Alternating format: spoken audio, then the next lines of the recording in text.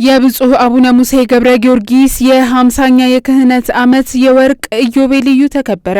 የብፁዕ አቡነ ሙሴ የክህነት 50ኛ ዓመት የወርቅ ኢዮቤልዩ ነሐሴ 17 ቀን 2018 ዓ.ም ብፁዕ አቡነ ተስፋ ስላሴ የአዲስ አበባ ሀገረ ስብከት ሊቀ ጳጳስ፣ ብፁዕ አቡነ ሉቃስ የእምድብር ሀገረ ስብከት ጳጳስ፣ ካህናት፣ ደናግል፣ ምእምናን በተገኙበት በታላቅ መንፈሳዊ ድምቀት ተከበረ።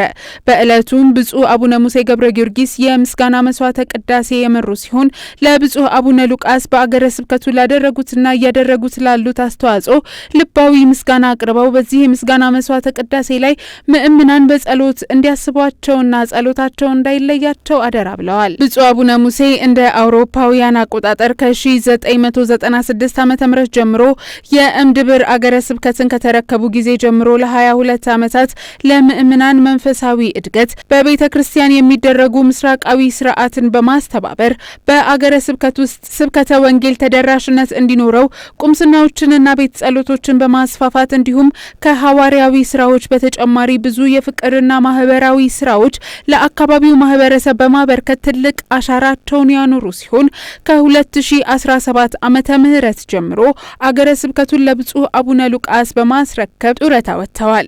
በክብረ በዓሉ ላይ ርዕሰ ሊቃነ ጳጳሳት ሊዮ 14ኛ ለብፁዕ አቡነ ሙሴ የላኩት የምስጋናና ለ50ኛ ዓመት የወርቅ ኢዮቤልዩ የእንኳን አደረሰው መልእክት የእምድብር ሀገረ ስብከት ጽሕፈት ቤት ጠቅላይ ጸሐፊ የሆኑት ክቡር አባ ሀብተ ስላሴ አንቱዋን አንብበዋል።